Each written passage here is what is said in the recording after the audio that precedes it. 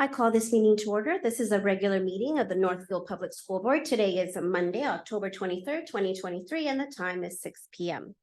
This meeting is being live streamed and recorded. The recording of this meeting will be posted on the district website as soon as possible. Welcome members of the community here tonight to observe the important work being done on behalf of all school district stakeholders. Dr. Hillman, we have some items in the table file. Yes, we had several items in the table file this evening. We had the backup narrative for the request to hire additional English learner instructional support at Northfield Middle School.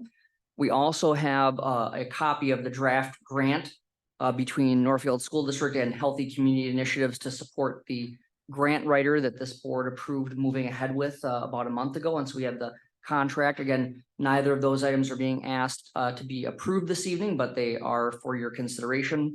And we have several personnel items, both appointments, increase, decrease, and changes in assignment. So that is the table file for this evening. Okay, thank you very much. If there are no objections, we will add these items to the agenda as we move forward. Okay, is there a motion to approve the agenda as presented? Moved by Jeff, second by Amy. All those in favor say aye. Aye. Opposed? Okay, motion carries. Do we have anybody signed up for public comment this evening? We do not have anyone signed up for public comment. Okay, that was item 3, and we'll move on to item 4, announcements and recognition.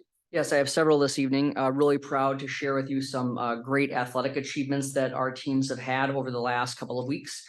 And what I think is a great display of resilience, our boys soccer team, who started the season 1-6, won the section championship last week, and will play tomorrow night against Orono at Eden Prairie in the first round of the state tournament. So we wish boys soccer luck. Just you start off 1-6 and you come back and win the section championship. What a great run, and shows you never give up. Our girls swim and dive team will compete this weekend in the state true team swimming and diving competition at the University of Minnesota. So congratulations to them. Our girls cross country team swept the Big 9 meet, and they enter the section meet this week, primed for a spot in the state tournament. And it's only the 3rd time in school history that they have swept the meet. Boys cross country also took 2nd place at the Big 9 meet, and they will enter the section meet next, ready to compete for their spot at the state tournament. Also, volleyball will host its first section match this Friday night. So just really a great couple of weeks for Raider athletics, and so proud of the hard work that they've done to have success this year. I want to share with you that Growing Up Healthy's Early Childhood Navigator team recently received the 2023 Commissioner's Circle of Excellence Award from the Minnesota Department of Human Services Commissioner Jody Harpstead.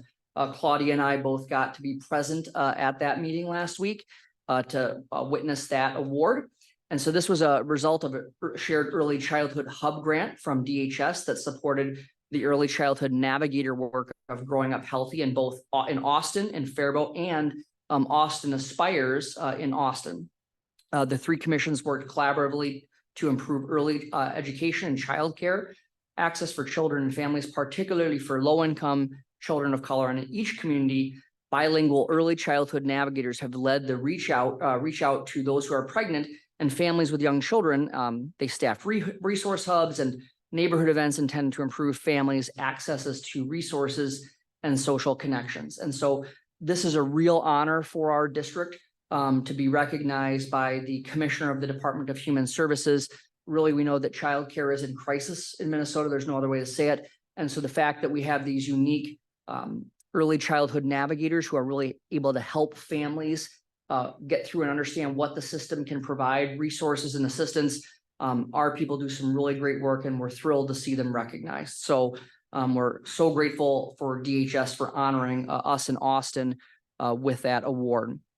I want to share a couple of other items here today. Recently, you probably have read about the 30-year low in ACT scores that were announced in the last week or so. Certainly don't want to say that ACT scores are everything, but they are an important piece of data that helps us judge how our system is preparing students for college. And so it's one measure, but it does give us relevant information. I have just a few data points. We counteracted the national narrative. While the scale scores across the composite scores across the country declined, Northfield scores continue to improve. In fact, we had the best scores that we've had since 2018-19. And just a few data points. Our average ACT score for the class of 2023. So these are the students who graduated last year. Their average score was 22.5, up from 21.8 in 2022. This beat the state average of 20.8 and really beat the national average of 19.5. And so then there are several what are called subtests as part of the ACT. When we look at the English subtest, Northfield scored 20.8, the state average was 19.3, and the national average 18.6. In mathematics, Northfield High School 22.1, the state at 20.5, the national average of 19. In reading, Northfield High School students averaged 23.7 compared to 21.5 at the state and 20.1 nationally. And in science, Northfield High School 22.7, the state 21.2, the national average 19.6. So I think when we listen or we read these national stories about things like this, I always ask people to talk about what is the local context, whether the national results are going up. People should still ask us, how is it going in Northfield? In this case, we of course are countering that national narrative, and our students and our families have really stepped up and they've leaned in and done some great work. Our teachers have done amazing work to help our students be prepared. And again, one of our goals is to make sure that students are choice ready.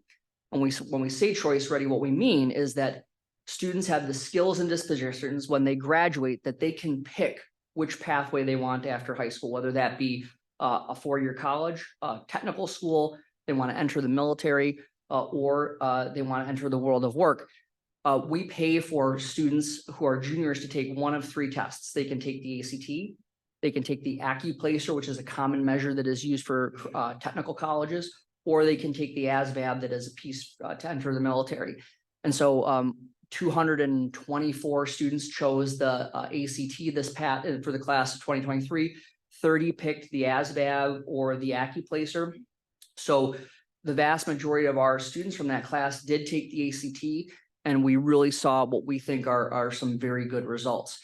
On the flip side of that, that's the college ready portion. I also just want to report to you that we really also had a very exciting thing happen as Ag Ed, agricultural education, continues its return to Northfield High School. As you know, we began offering ag education courses on our high school campus and through our high school for the first time in 33 years this fall. The response has been outstanding. And the district is also offering something that you've heard in the past. Other districts call this an outreach class. And it's in our district, we're calling it the Agriculture, Food, and Natural Resources Outreach Course. Now, this is not just high school students. It can be for students in grades 7 through 12. This is part of helping students become involved in FFA. The first class meeting took place on October 16th. And I understand there were almost 40 people in attendance. We had a Northfield forward that meeting that night, so I wasn't able to attend, but I'll attend an upcoming session.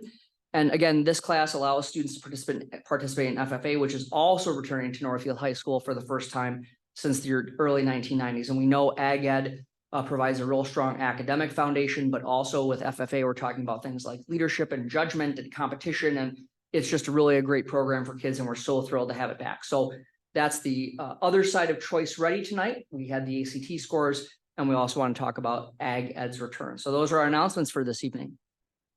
Thank you so much, Dr. Hillman. Board members, do you have any announcements or recognitions you want to? Okay.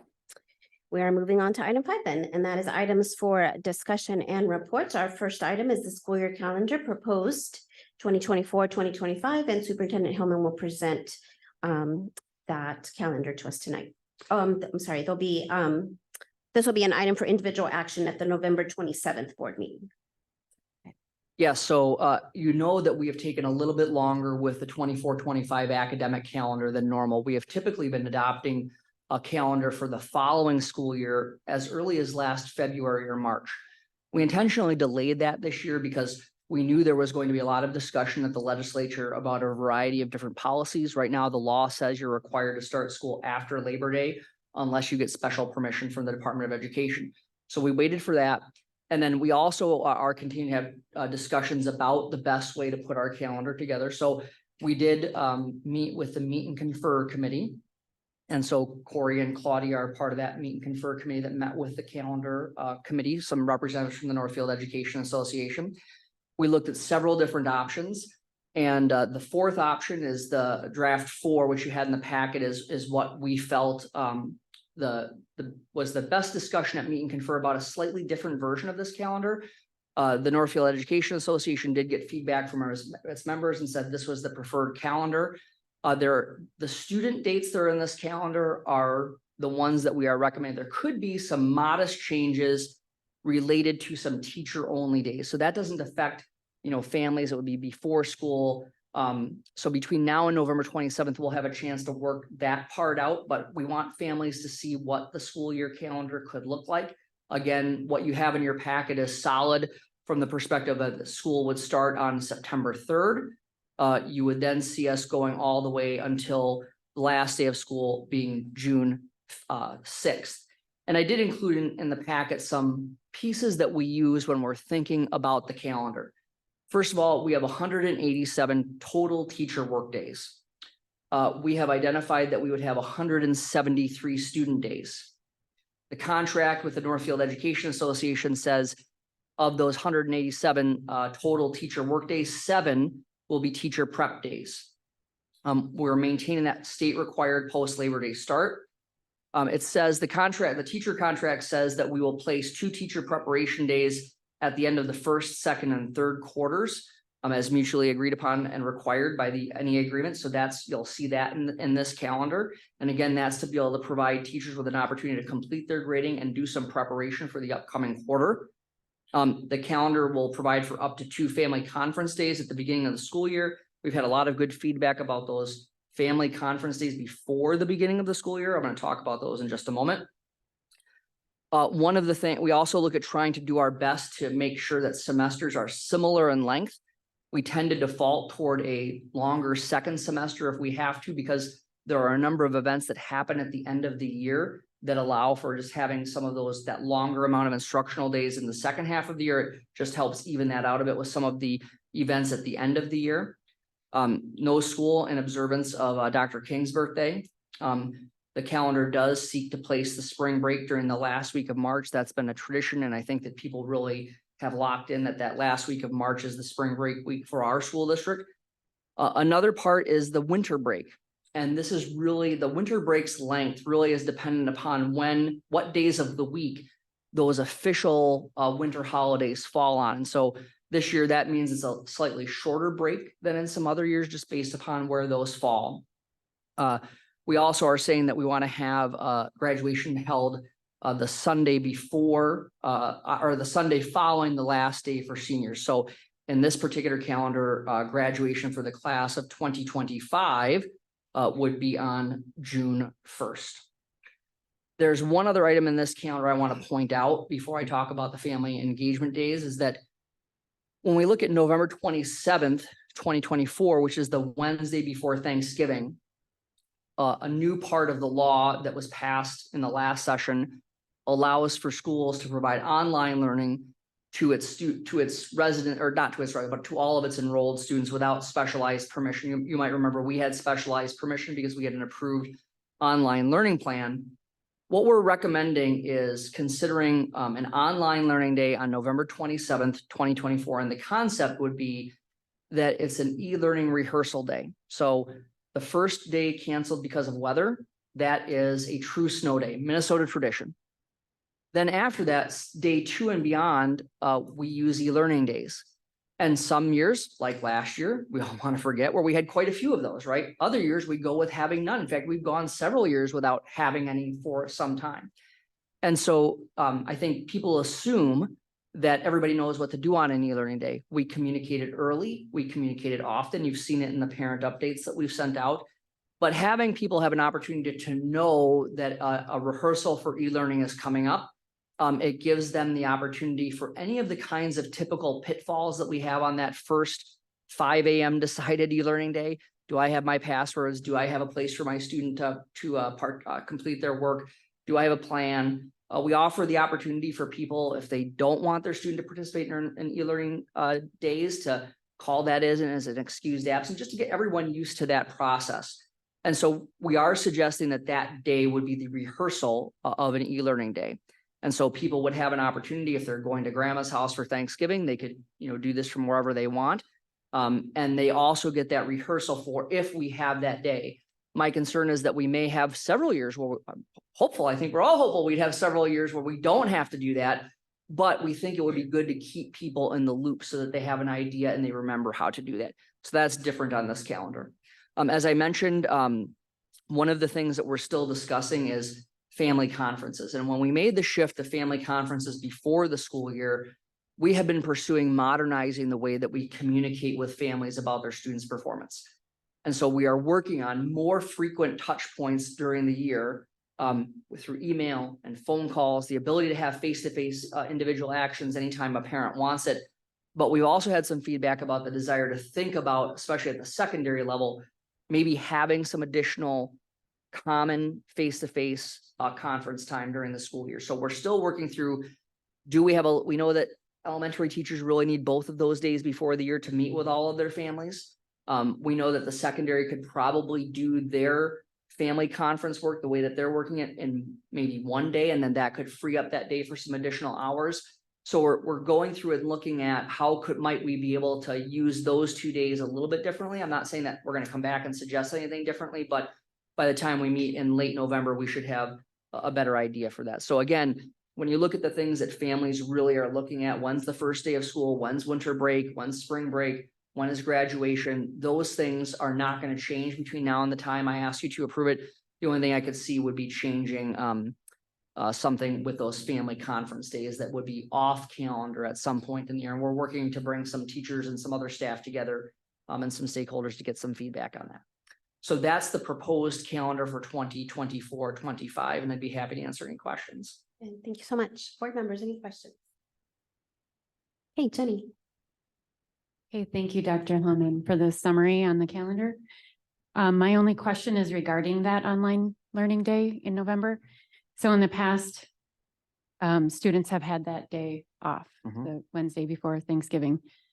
Does the law, you mentioned the law that allows us to use that day as an online learning day. Is that just allows us to use it, or is it requiring us? We are not required to do it. We selected that day as one that we thought would be a good opportunity early enough in the winter, right? Not too late on a day where people have had off. That's a fair point. We could pick a different day if we were looking at that, if that day was a concern. If we just had that day off, if we said we're just going to take that day off and didn't do any kind of e-learning rehearsal, the other problem that we have then is that would push the school year to that next week in June. So the last day would be June 9th, which is a Monday, and people don't love coming back after a weekend. So the stars aligned this year to where this looked like it might be an attractive way to try it. There's nothing that requires us to do this. We would be taking advantage of the law to be able to provide instruction on that day while not having to have students on campus. So you would have to add an additional contact day, had that not be an online learning day. That is correct. Okay, thank you. Any other questions? Did you have a question, Jeff? Yeah, just wondering what other, you kind of promoting that date, did you have another second or third thought of if it wasn't that date, something else, alternative? We'd have to look. I hadn't gotten that far yet, Jeff, so we'd have to take a look at if there are other places where that could go. You theoretically could do something, well, here's the problem. You can't, if you get too far beyond November, right, that date, now you have the reality of that, like, it's not worthwhile to put that before spring break because we're through the winter, right? If you were to look at something earlier, you could look at, a Friday or Monday of, any day earlier that month. That's a possibility. I think you'd want to do something that would be adjacent to either a weekend or a break. But that one was the one that looked the best to us right now in that process. Anyone else? Okay, thank you. Okay, item B. That was also in the table file, but I don't think there was a significant change. That is the request to hire additional English learner instructional support at the Northfield Middle School And Director of Instructional Services, Hope Langston, will present the proposal to hire that support. The details, as I said, are in the table file, and there is no action required today. Welcome, Hope. Good evening. So I'm coming to you tonight based on some enrollment fluctuations we've seen in our EL population. Just as a reminder, and it's in the narrative, when we did our district budget prioritization process, we did reduce 3.4 FTE to bring us in line with the Big Nine and other districts across the state. And we made a commitment at that time to keep our caseloads at about the 28 to 30 range. It's not completely black and white in the EL world, because the need for service minutes is also dependent on a student's language level. So students are screened when they come to our district if they have a home language other than English. And from that screener, we determine service minutes. And then as a student continues through our system, they take the annual access test, and that also helps drive that service need. So as of last week, and it's held stable through today, I was waiting to see if there was going to be any change. We are currently at 220 EL students, which is 21 students more than we were at last year at this time. We were at 199 when I came to you with a request last year. In addition, we have 2 students who will be enrolling at St. Dominic's, and we are required to provide service to them. They will be screened next week. So we know what we're hearing about language level, but until we actually screen them, we won't know for sure. So because of that need and the language level distribution at Northfield Middle School, we are seeing a need for additional support. If you look at the bottom of the second page, you can see that Northfield Middle School has 32%, not counting the new students coming from St. Dominic's. 32% of their student load is either RAIL, recently arrived English learner, or level 1. So these are kids who have some significant needs as they develop academic English. Spring Creek, you will notice, is at 46%. We have the ability right now to be nimble and strategic about where we place some of our EL personnel. I'm going to give a shout out to Inger Hansen, who is in the second year of being that person who is housed at the ALC, but also last year was at Greenville Park because we had a need there. And this year she is at Spring Creek helping to support that high percentage of kids who are in level 1 or RAIL status. So we are presenting 2 options for you to think about tonight, primarily because of this St. Dominic issue. If we screen those students and they are able to get support through a level 2 or a level 3 class, that will look a little different, and option 1 would likely be able to allow us to manage the service minutes for all of the middle school students. If they are truly, as we are hearing, level 1, then we need to think differently about that, hence option 2. We are required to bus students or send an EL teacher over to St. Dom's to serve the students. So that's why you see busing costs included. But the reality is that secondary model where Ellen is doing a great job serving students in an EL shelter class, but they also require content support when they go to science or they go to math. They're not with Ellen all day. So you're talking about level 1 students in a regular grade level class.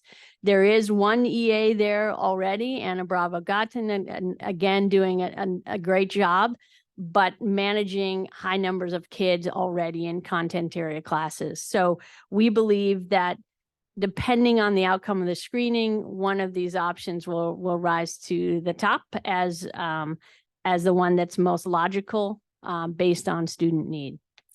Any questions? Thank you, Hope.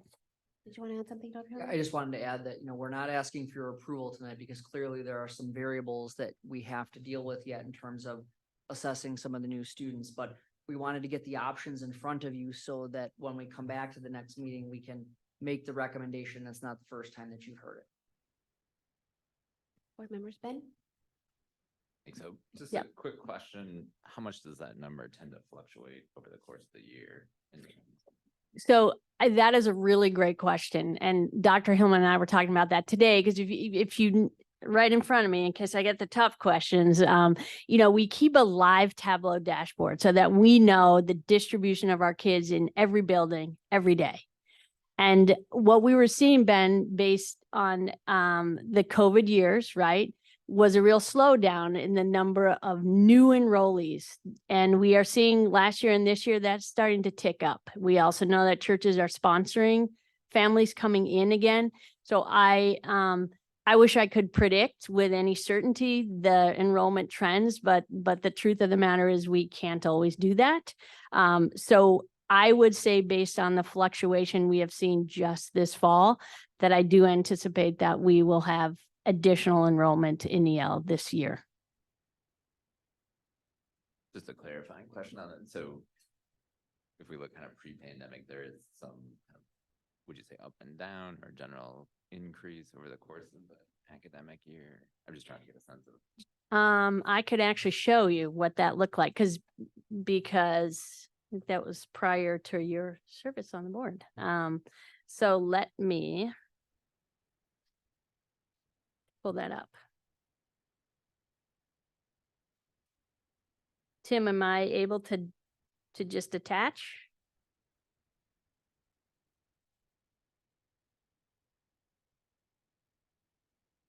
I'm gonna assume yes.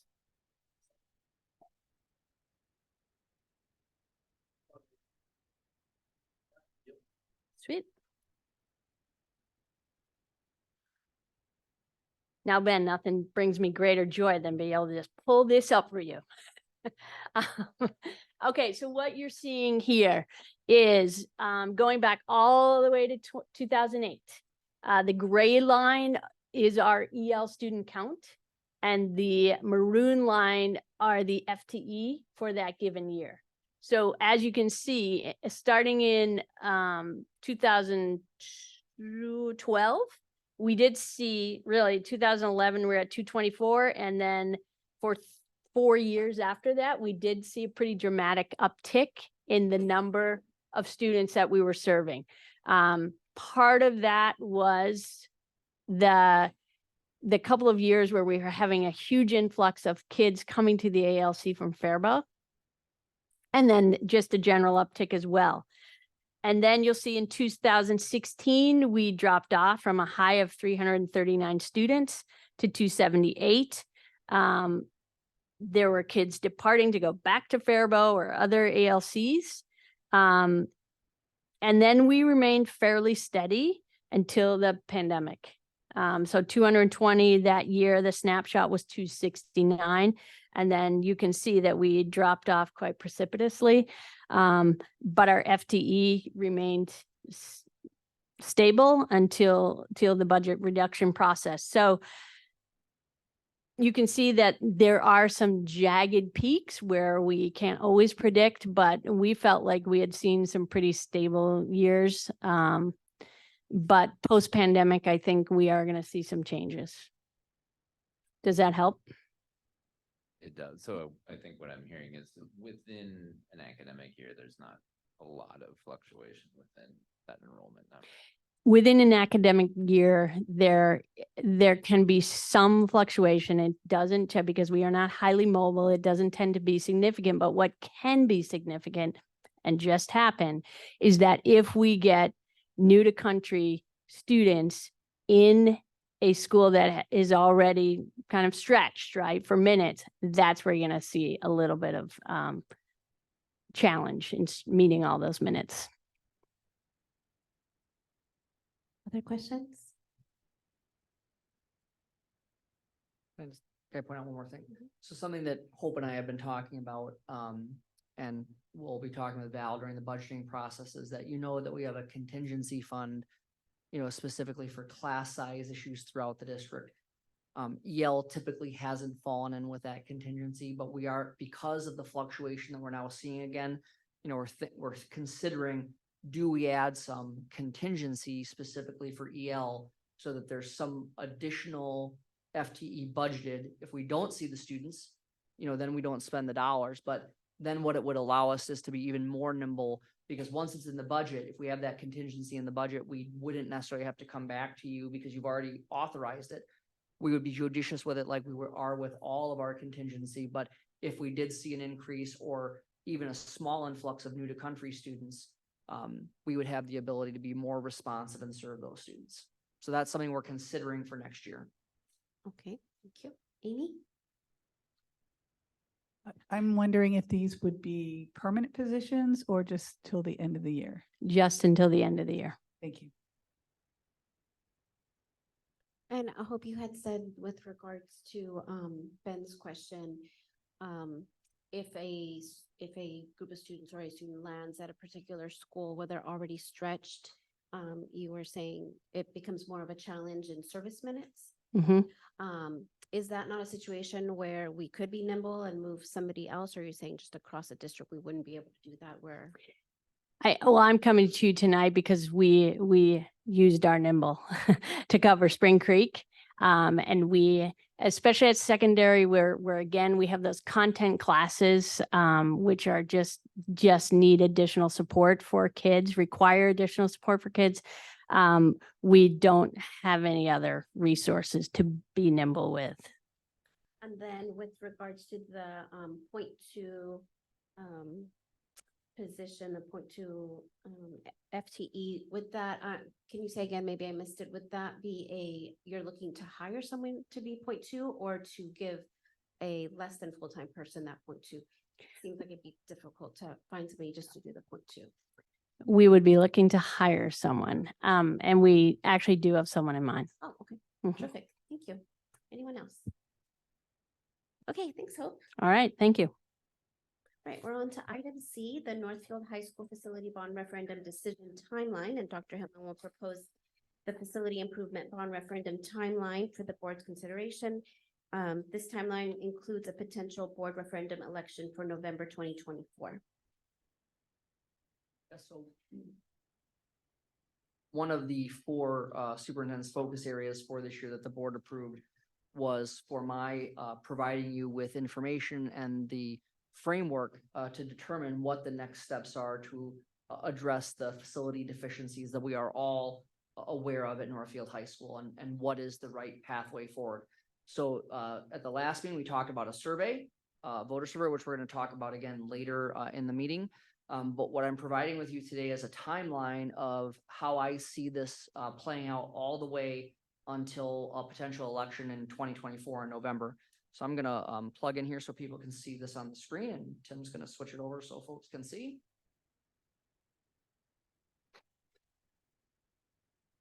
And so if you look all the way at the bottom, what we're targeting is, if you decide to move forward with something, we are targeting November 5th, 2024 election day as the day where the community would give us the ultimate feedback on whatever proposal you would deem wise to make to the public. So we're going to now come back, and I've outlined what I think this is the first draft of what actions would look like for the board during this time frame. So we started in October 2022, and I want to be clear, I'm not saying any of these things have to happen. I'm saying these are things that I think would be wise for us to do as we move through. So we're considering a random stratified sample voter survey, and we're discussing this timeline in October, a full year and a month before any potential election. In November, we would start looking back. We had a task force that was convened in the winter of 2022 that included staff members, parents. It included people from the business community. It included a wide variety of around 35 stakeholders who worked with our partners of Wold Architects and Engineers to discuss the options available for the things that we like about the existing facility, the things that are problematic about the existing facility, and then really trying to hone in on what are the problems that we're trying to solve with any kind of bond referendum. That's going to be the first thing that we're going to really work together as a board.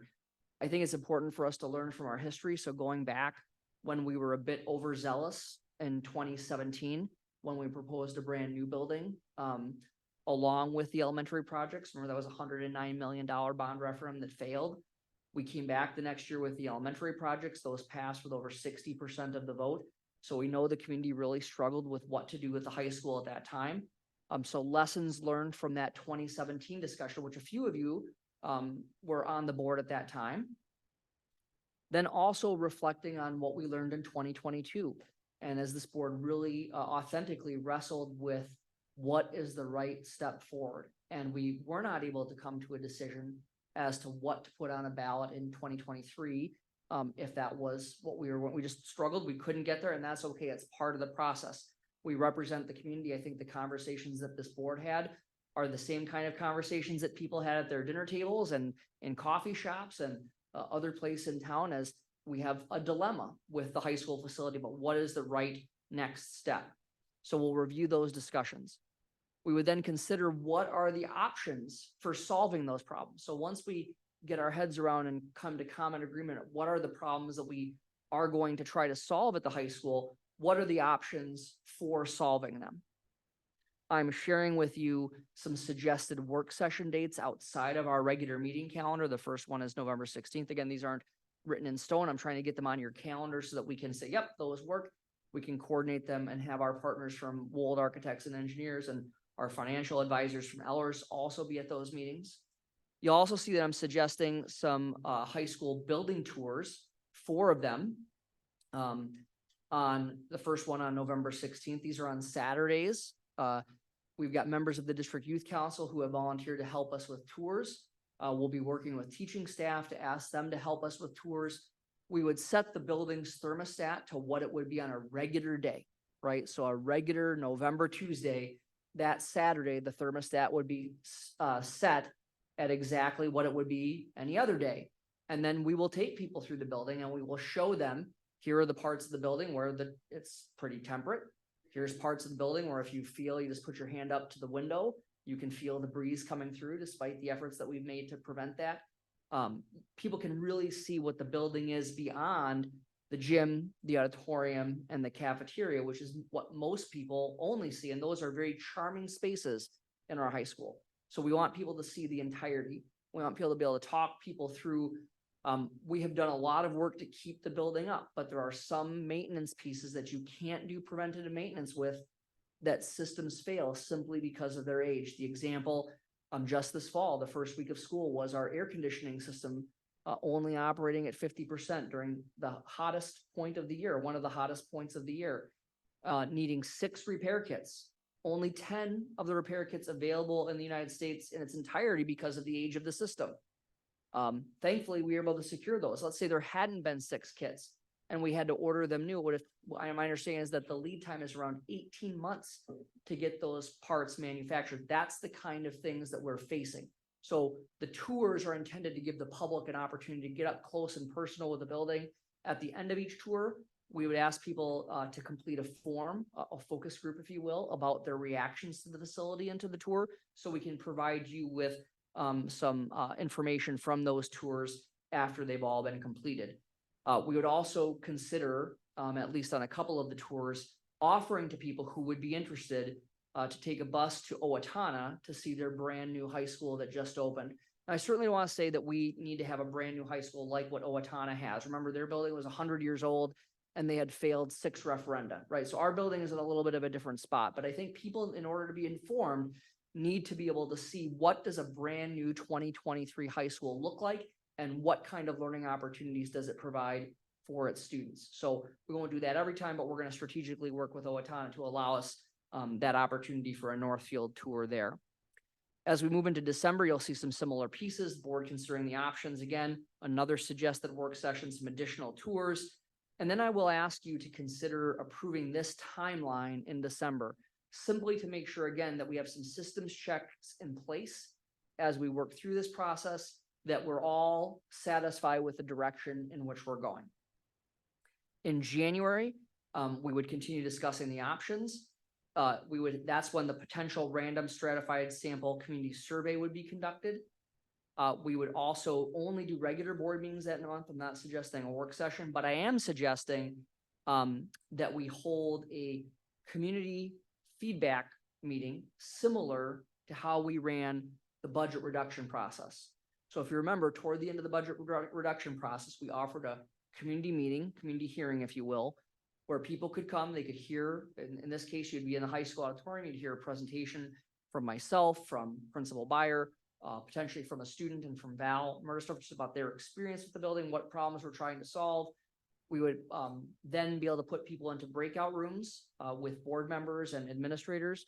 We'd use the nominal process, so everyone who was there, if they wanted to say what they thought should be done, would have that opportunity. We'd come back together, have a public comment style opportunity for people to speak in front of everyone. And again, what we're trying to do is triangulate information for you. So if we move ahead with the voter survey, you have a piece of a scientific survey with that data. You have the feedback from the 4 tours that we ask people to complete at the end of their tour, asking them for their feedback after they have toured. And then you would have this opportunity for a public meeting for people to share their feedback with you. That would lead you into February, where you'd review potential survey results, should you approve that. We have a work session, and then the target date for you to decide what would be placed on the ballot would be February 26th. And so my hope is that by giving the community all of this time before you even decide what to put on the ballot, you would have had an opportunity, number one, to make sure people are aware of what we face with the deficiencies in that facility. They have their opportunity to help you influence the decision of just what you even put on the ballot, and that people have the chance to be heard about what they think is important as you move toward making an important decision about what, if anything, do we ask the voters to consider in November of 2024. So the rest of this is assuming that the board makes a decision to move forward with an election. And we would begin immediately with a bond informational campaign in March. Now, this is highly unusual. Typical referendum strategy would say that you don't kick off your informational campaign until after the school year starts. This is a more complicated circumstance. 2 weeks after students begin next year, early voting starts. So you would have people going to the polls 2 weeks after the school year begins. It's nearly impossible to try to give people that kind of information in that short time frame. So the goal is we would be very active as if it were September, October, and November, in April, and March, April, and May. Again, really trying to get people to know something's coming is on the ballot. Here's what we're asking for. Here's exactly how it would impact you as a taxpayer, all of those kinds of things. We would also do the review and comment, which is now due earlier, and we would finalize the technical legal ballot language that we're required to do. Those two might need to be flipped. I need to check the timeline on that, but the point is, for a skeleton, this is what we need to get done. We would take a summer break in June and July. We would be doing enough to keep the questions in front of people, but not a full out campaign. We'd come back in August of 2024 and our bond informational campaign would resume. Then you would see what you'd think of as the traditional campaign again, listening sessions, Q&A, PTOs, all of those kinds of things, and then finishing up on November 5th for Election Day. I think my goal is to help give you the information and the tools that you need to make a decision about what is the right way to solve the problems that we have with the facility at Northfield High School. There are a variety of different ways that you could choose.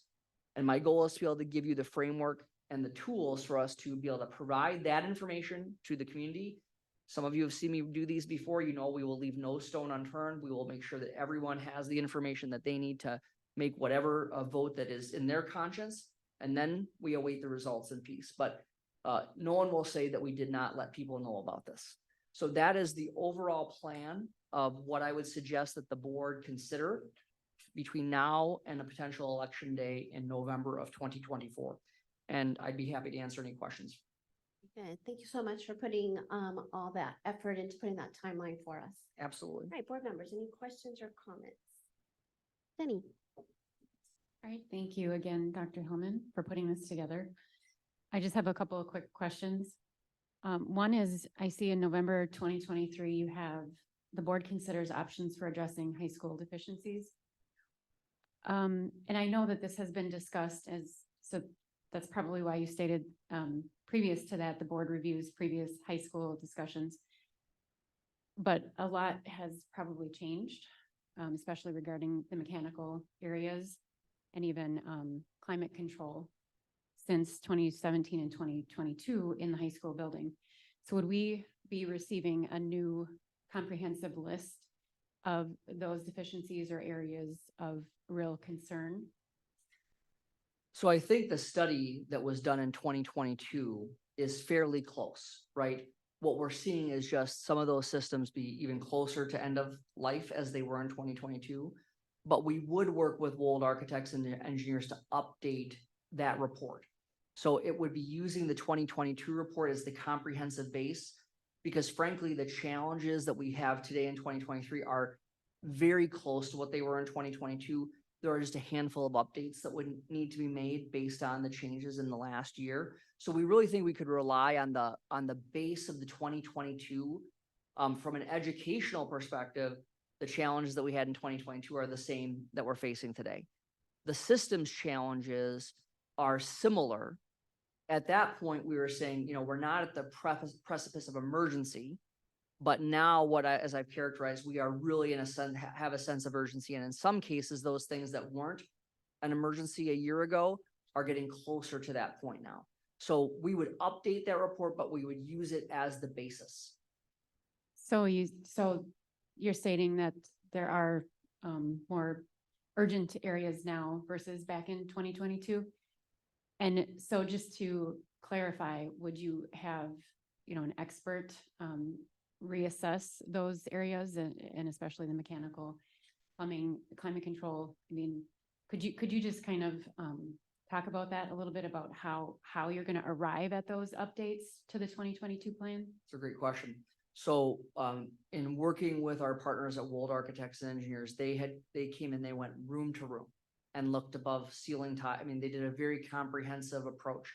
They would come back, they would do a similar, not to the same level of detail, but they would do a similar walkthrough with our buildings and grounds department to talk about what changes have they seen in the last year. And then my understanding is that they would update accordingly. We could certainly ask them to do the same full process that they did before.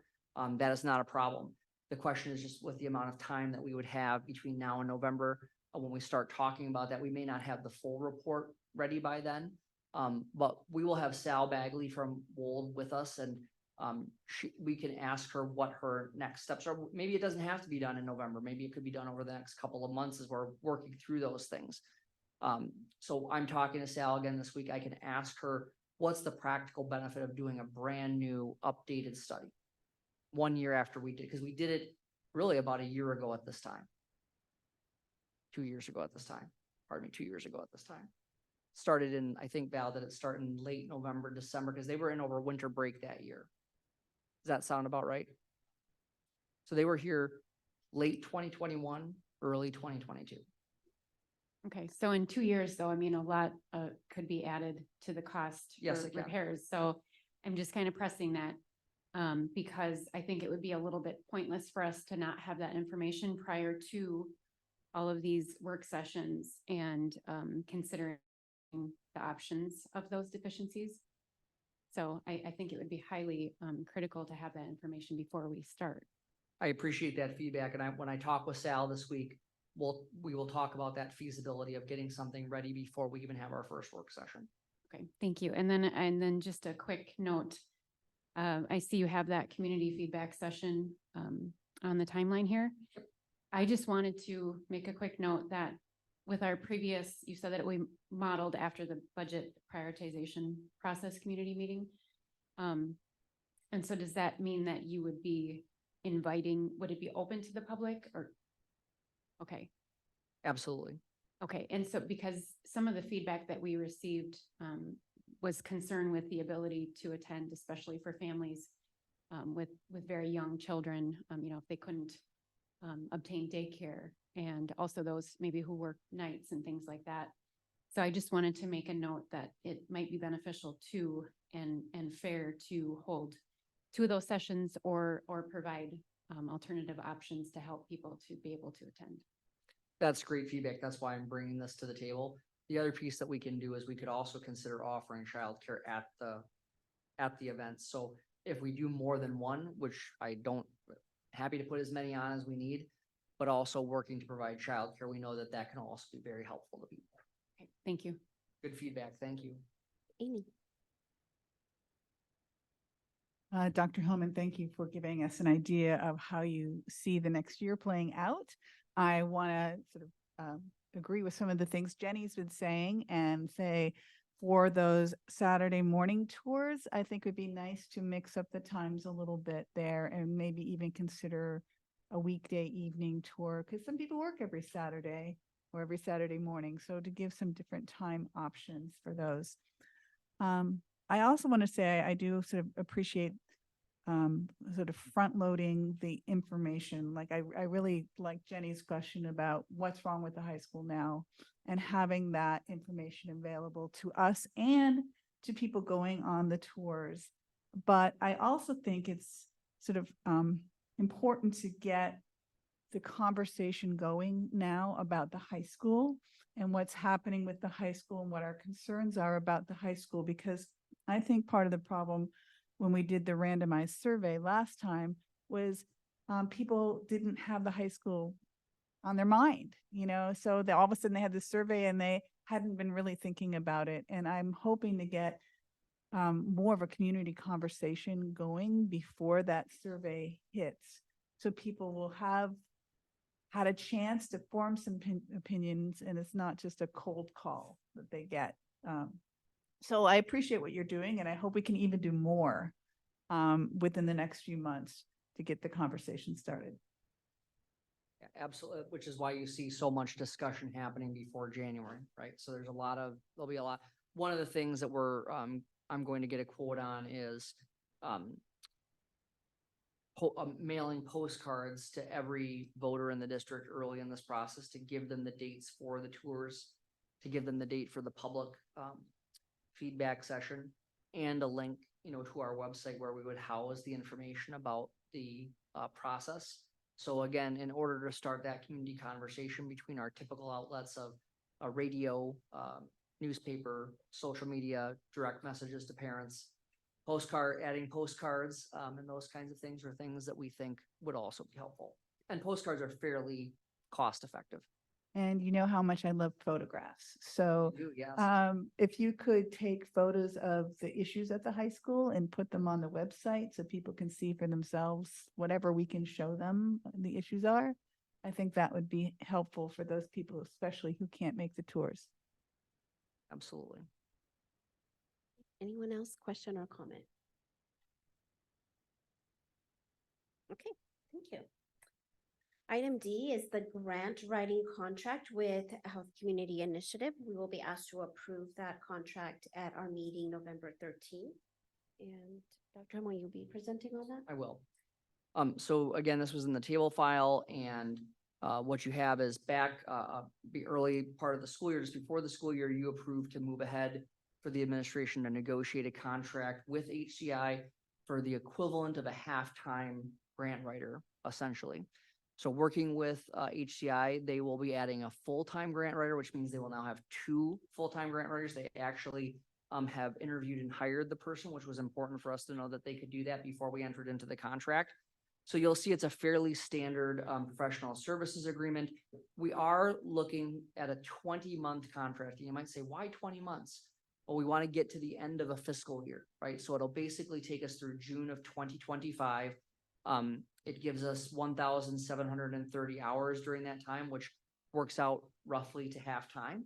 And so, again, it might not just be one grant writer. The 2 grant writers themselves may be working together, or one grant writer might take one of the proposals for us.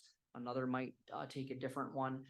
So the contract outlines, what are the services, what's the method and payment amount. You had authorized around $45,000 a year for this. And what you'll see is the 20-month contract is for $75,000. And if you extrapolate that, that's $90,000 over a 2-year period. So it hits right that $45,000 amount that you had indicated you'd be comfortable with. And so again, some people had asked in the past, what happens if it doesn't work out? You'll notice that either party can give 10 days notice to terminate the agreement. So that is something that is possible.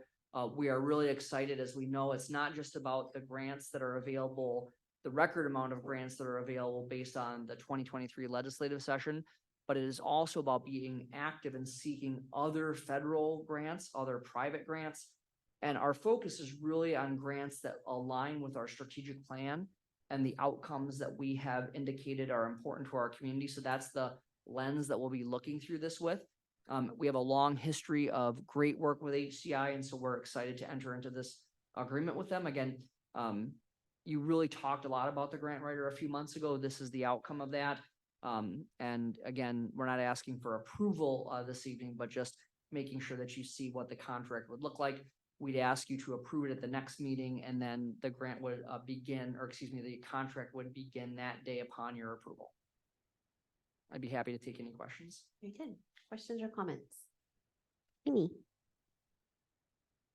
So could you explain how the reimbursement works with HCI? Is it a straight monthly rate that we would be reimbursing once a month, or do they bill us for hours and it's a hourly rate? Are we paying for benefits for this person, or is it or is that all come from HCI? I'm just curious. So we are making we are only paying what we have agreed to, right? We're not paying the person's benefits. That's as HCI as the employer. And now in other, I don't know, in other arrangements that we've had with HCI, I believe that they have billed us, I'm not sure it's been monthly. Has it been quarterly? It's usually monthly. So they pay salary and benefits. And for most of the positions and the contracts we have, they're having the staff track their hours. So I would say 90% of the time we get a report saying this is how many hours they worked for Northfield on Northfield specific grants. And here was the total cost of that employee. And then, whatever that percentage was for that time period up to the contractual amount. So if they do more for HCI that year, we would get billed less, but we can go up to that amount if I think their primary focus for this position is to be primarily focused on the school district for the first couple months. So hopefully we'll see some good progress there, but that's typically how it is. It's usually they're tracking hours and billing a loaded rate. Reimbursing hours that are tracked and then monthly. Okay. Yep. Sounds great. Thank you. We did share the position. So I mean, I wouldn't also be surprised if it was shared 50-50 roughly or whatever our up to ours was, but it's usually tracked in an hours format. Thank you. Yep. Good. Anyone else? Question or comment? Right. I did not see any committee report, We do not have any committee reports this time. so we're going to move on to the next item, which is the consent grouping. As a reminder, there are some personnel items in the table file added to the consent grouping.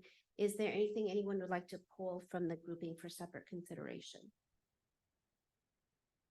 Okay. Is there a motion to approve the consent grouping?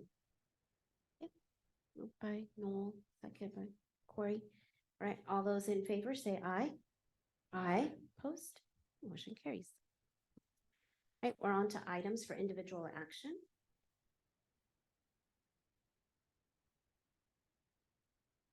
And first up, we have the Northfield High School Facility Community Surveys.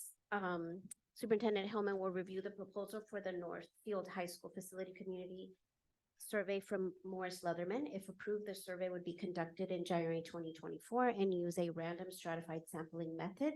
It will provide the board with data about the public's perception of various approaches to address the high school facility needs and the associated increased property taxes.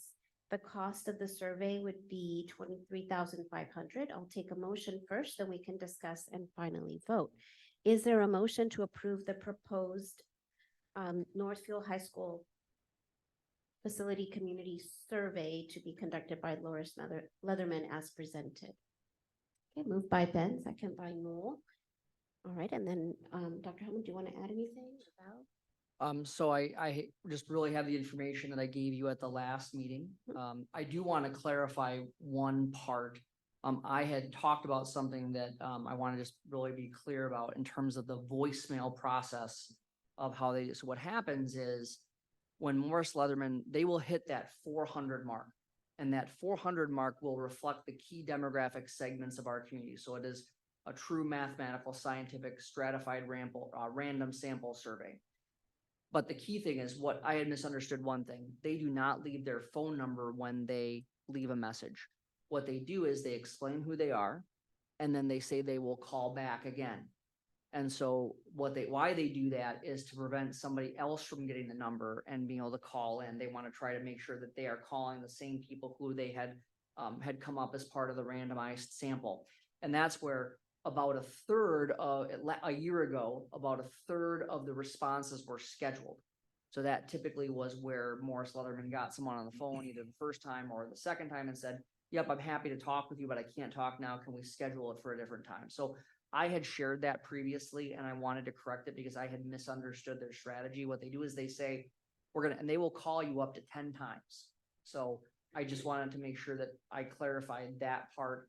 We've had some people, how do they get those people who they left messages for? So that part I clarified this afternoon. I just wanted to make sure that I gave you that information. So again, it's similar to what I presented the last time. I do think that as you see the timeline that I shared with you, I always believe in trying to triangulate data, right? So this piece of data is one component of it. I think the most important thing for me as the person who does a lot of the work informing the community is I do want to know, have the voters' thoughts changed, especially around tax impact over the last year, right? A year ago, things were very different than they are now. So a lot of things are the same, but trying to make sure that we are giving you information that you can put a proposal forward that has an opportunity to win the approval of the voters, right? At the end of the day, it's the voters' choice. But I just want to be careful about not having data that would help you zero in on what we think is a visionary yet pragmatic approach. If we overshoot too far, I don't want to see us propose something that we don't have a chance to pass, because I don't think, in my opinion, it's just not good for the community when we miss that way. And so I'd really like to think through it and have that data to at least inform the conversation. It's up to you what you do with that data, right? You'd also have the opportunity to have people talk with you at the tours or hear you from the tours and from those large public meetings that we would have. So again, this is one piece of data, albeit an important piece of data. I think it's responsible for us to utilize. So I'm asking for the authority to move this forward and take these next steps in the process. Thank you. Board members, do you have any comments or questions? Is this a roll Jeff, call? you have- Yeah, is this a roll call vote or we have discussion before or are we gonna We're having questions now. questions now? Okay. I think as far as I get a chance to speak here, I guess I'm gonna be a no vote on that. You probably have the votes to pass this. And I just think that, we've done this. I mean, the updated survey was only 2 years ago. So I don't see it as 23,000. So what did we spend on the last one? 14? 14, yeah. Okay. So I don't know. I don't see where a lot of that really changes my mind or anything in that. I mean, you probably get you have the votes to pass that, but I'm going to be, I have like 7 or 10 bullet points to talk against that, but as far we're working on a vote for that. So I'm going to be a no, just because I think that there's other things that we could do. And I'd like to save the $23,000 and, do some other things that, I don't see where, I know statistically, if you're calling 400 people out of 18,000 voters, you can get that within a 4.4, and if that's fine. But I mean, personally, I think just because we did a study not too long ago, the updated study of that is not going to be probably a lot different. You could also argue that 8 months before a survey, a lot of things could change. So there's a lot of variables in there, but we'll just, make things interesting. I'll be a no vote on that. So we'll just, more discussion is good. So. Claudia, I do want to acknowledge something that Jeff said. There is the truth that because we're accelerating the process to have you make the decision earlier than you typically would have to in a traditional, that is a flaw, right? Is that one of the things is that the predictability that the survey has is very solid, but the longer time frame you do have from the data to when the election is, that means there's a longer time where those conditions could change. So I shared that at the last meeting. I do want to emphasize and acknowledge that that's a fair point. I personally still think that the data would be useful. But I think people just that transparently, that is a very fair point about the length of time between the time you get the results and the time of the election day. There are more things that can change in that time frame, and we just need to know that up front. Anyone else? Question? Amy? So I am wanting to know more about when the board will get a chance to have some input on the questions themselves. And I also saw that on December 29th, it's the final approval of the survey questions, which are we meeting at the end of December? No, and we don't, so how we've done this in the past is that, we have actually had a couple of board members who have been assigned to help with looking at the questions. And then, in my role, I approve the survey questions. So what we would do is we could have a couple of board members who could be interested in serving on that group to help me take a look at those questions and to give input. I do not recommend that we bring the entire survey to the board.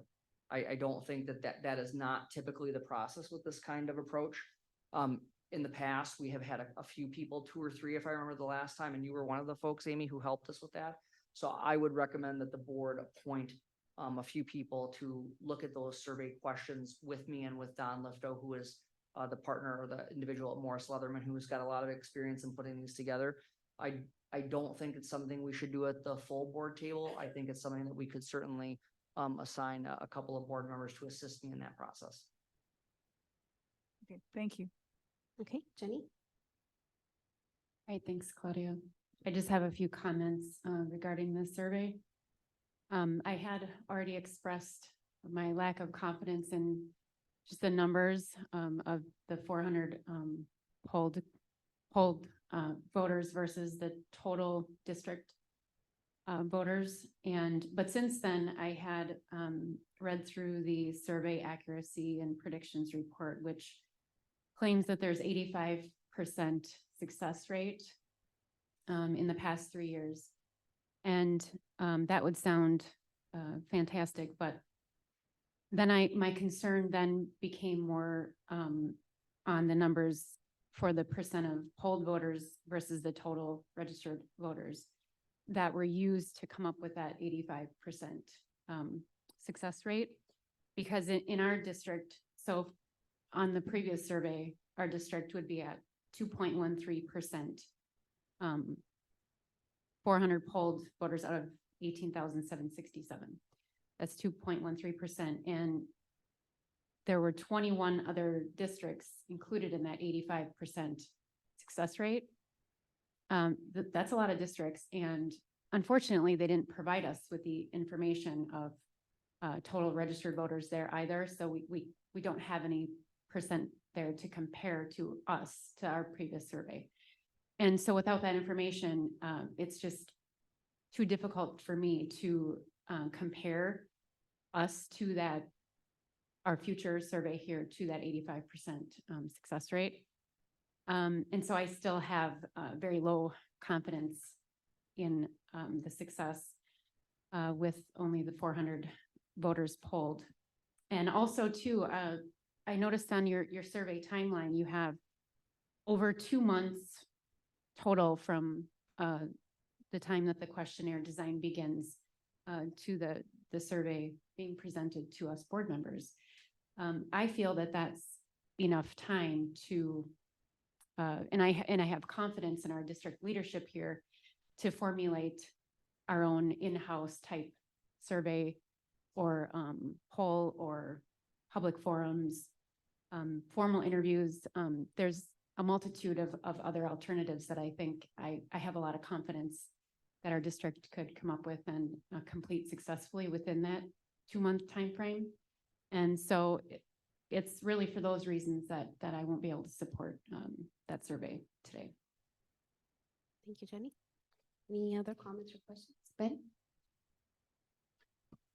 So as somebody that works with data quite a bit for his profession, I can appreciate the complexities and trying to explain sort of the math behind statistics to folks when we're talking about things like sampling size and have to do it on a daily basis. I think working with a reputable firm like Morris Leatherman gives me confidence that the methodology and this is something that's used on a daily basis in terms of measuring sentiment around issues. So I'm not concerned about that. I think, you know, Matt, you said you like to have and be able to triangulate things, and I think there's a lot of sense in that. You know, I heard Jenny talk this evening, a good idea in terms of getting a sense of, you know, what additional might be wrong with the high school from a physical standpoint. And so,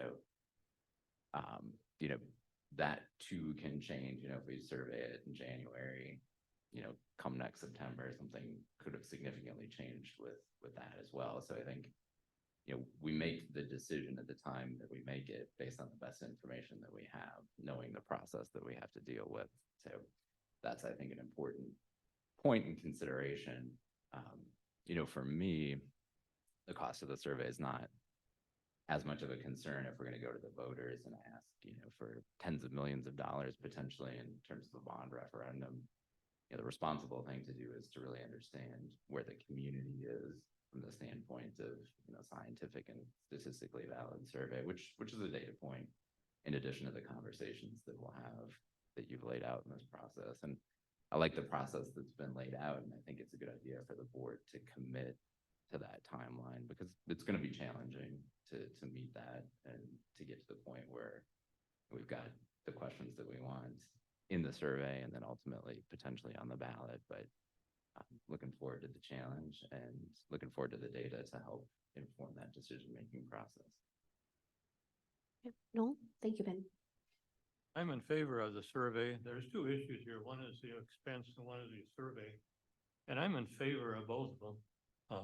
School district has in the past conducted their own survey. And it's been very difficult. We're not in the survey business. We're in the education business. And to get a third party to do the survey gives some integrity to the community that is being done without bias. The other point that doing it ourselves, extremely expensive. And after the first one, we said never again. So there's too much risk in the results. There's going to be some, maybe several, are going to question the results. And so you spend time answering the questions rather than proceeding with the survey or with the results. So I'm in support of it. Thank you, Noel. Corey. I share similar sentiments to Ben and Noel.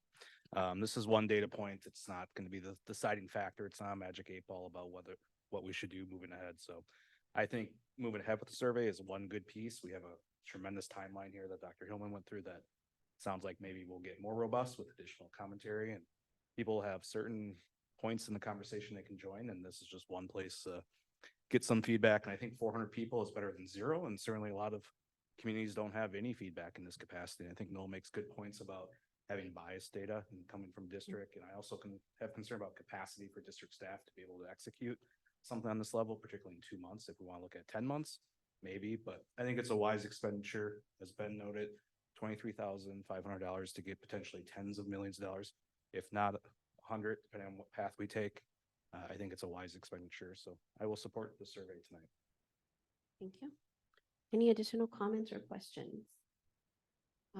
I wanted to add that I remember how difficult it was to consider the needs of the high school, not knowing how much our community could tolerate in terms of, you know, if I could say it in a simple way, is what our budget was. And so to imagine what range of improvements we could put on the table, we can ask the voters to support. I remember feeling like it was so difficult until we got some scientific data back in the community showing that where their interests lied and then how much they could tolerate in terms of tax increase. So I think that the survey, an updated survey, makes a lot of sense to me. Appreciate you bringing that forward. Yeah, and this is why I love working for this board, right? What great feedback, what great suggestions and thoughts about potential pitfalls as all proposals have. And I just really value the dialogue and the perspectives that people have brought to the table tonight. It's one of the many reasons I love being here. So thank you for doing that. Anyone else comment or question? Okay, we have a motion and a second. And so we will take a vote now, and I could request a roll call vote. Who would facilitate that? Val or? Val can facilitate it for us, yes. All right. Butler, Aye. Gerowitz, Aye. Gonzalez, George, Aye. Miller, Aye. Nelson, Nay. Quinella, Nay. Quinnell. Sorry, Stratmon. Okay, thank you. Motion passes. We're on to, thank you, board members, for your comments and for voting your conscience. Item B is our policy committee recommendations. The board is asked to approve the policy committee's recommended updates to policies 206, 208, and 209 as presented at the last board meeting. I'll take a motion to approve the policy committee's recommended updates to these policies. Moved by Jenny, second. Thank you, Ben. Second by Ben. Are there any questions or comments on these policies? Okay, Amy. I just have one question, and I'm sorry I missed last meeting because I couldn't ask it then, but it's on policy 206, section 5. And where we talk about at the last paragraph there, the board reserves the right to suspend an individual's opportunity to participate in the public comment section. And I read that and I'm fine with that, but I remembered when we were having in the recent past, some people making, one person in particular who wasn't actually making comments, but was sitting at the board. And I remembered that we told him that he could be trespassing and wouldn't be allowed on any school property at all. And now he wasn't actually a commenter at that point, but I'm wondering, that seemed to be a very effective deterrent for him. And I'm wondering if we need to include something about being considered a trespasser, or if that's just a completely different situation. Yeah, Amy, so it's a great question. So really the purpose of this policy is to govern the input that people have at school board meetings and, it's governing our public comment process. This part, I think you're always looking at a progressive, we believe in progressive discipline, if you will, for students, for staff. And in this case, this is a progressive process with the community. So if we did have someone who used public comment in a way that was contrary to the guidelines that the chair reads at the beginning of the meeting, and was to do that regularly, we could remove their ability to use that public comment, because it's important to remember that public comment is a privilege. We're not required by state law to have it. We think it's an important piece for the public to be able to share their thoughts with you. And we are able to put some parameters on it. It's important to remember that this meeting is a meeting of the board held in public. It is not a public meeting. So it is your business meeting, right? We allow the public to participate in it through this process. I would be hesitant to go that step further, because what you're talking about, in my opinion and experience, is an outlier. And the trespass law is something that is allowed regardless of this particular circumstance. So it could be, it can be used in a variety of different situations, and it's the trespass notice component is something that is granted to schools by state statute. This is the board's governing of its public comment. So the trespass already exists.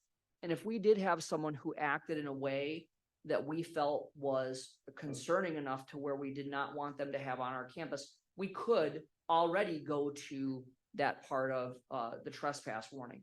In this case, it seems appropriate to me that if I continually misuse the public comment process, that our first step is to withdraw your privilege to do public comment.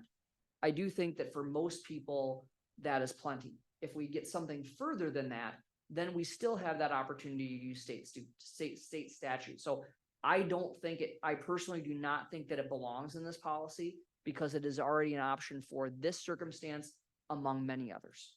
And that was basically what I was wondering, whether we were losing that option or not. No. And we're not, it's still there. And so I'm fine with that. That's great. Thank you. And I wanted to add, I believe in that situation, it had to do with the masking requirement. It did. We had a trespass notice attached to anyone who would not follow our masking. Right. And so there's different circumstances when you would use the no trespass piece. And how I always look at it is, if we if we have someone who, so let's take an example of behavior, inappropriate behavior at an athletic contest. Let's just use that as an example. If we had a person who we had provided warning to several times because you're violating some kind of district and you continually not follow, we are very thoughtful about the no trespass piece because it has a really significant impact, especially on our parents. So if we have to use, we thoughtfully consider that use, because that would mean you could not come to parent-teacher conferences. It would mean you could not come to your child's concert or game. We use it very judiciously and thoughtfully, despite the fact that the law gives school administrators tremendous room to make that decision essentially unilaterally. We very rarely use it. And I would consider in that case, when we see someone who is, if there's a danger, obviously that's a no-brainer, right? But if we have someone who the reasonable person would say, the school has given you ample opportunity to correct, has explained to you what the standard is, has given you feedback about your behavior and how you have acted, and you continue to act in that way. That's where in those kinds of circumstances, and you're right, the situation that Amy referenced, that would be, because in the conversations that administrators had in that particular case, it was, asked to follow the policy, there was a refusal, there was an ask to follow the policy, the board took a break. And then what happened is we did have to say, this is the outcome if we continue to do this. And that, as you recall, took place over, 30 minutes or so. So I think that I look at the reasonable person standard in trying to give people because most people aren't trying to be jerks, right? They have a point. They're just caught up in their emotion. We want to be able to give them the opportunity to come back to some sense of reasonableness so we don't have to do that. Public comment is similar, right? But it's not a place where I would want to say if someone violated the public comment rules that we would say you can't go to your child's concert, right? That's, to me, that is, if the person continued, right, beyond that, after they were removed their privilege from public comment and they continued to disrupt a board meeting, let's say, then I would consider using that strategy. Thank you. Anyone else comment or question? All right, we have a motion. We'll and a second. So all those in favor say aye. Aye. Opposed? Motion carries. All right, we're on to item 9, items for information. First, we have World's Best Workforce presentation and public hearing. Hope Langston, Director of Instructional Services, will summarize the 2023-2024 World's Best Workforce Plan at the public hearing scheduled at 5:15 p.m. on Monday, November 13th. This public hearing will precede our regular school board meeting scheduled for Monday, November 13th at 6 p.m. Item 10, future regular meetings are on Mondays in the district office boardroom. Those are set for November 13th. 5:15 is the World's Best Workforce, and then 6 o'clock is our regular meeting, November 27th, 6 p.m., and December 11th, also at 6 p.m. in the same district office boardroom. Item 11 is, well, this is, that's all the business that we have for tonight. We'll go to adjournment. Is there a motion to adjourn? Moved by Amy, second by Jenny. All those in favor say aye. Aye. Opposed? Okay, we are adjourned.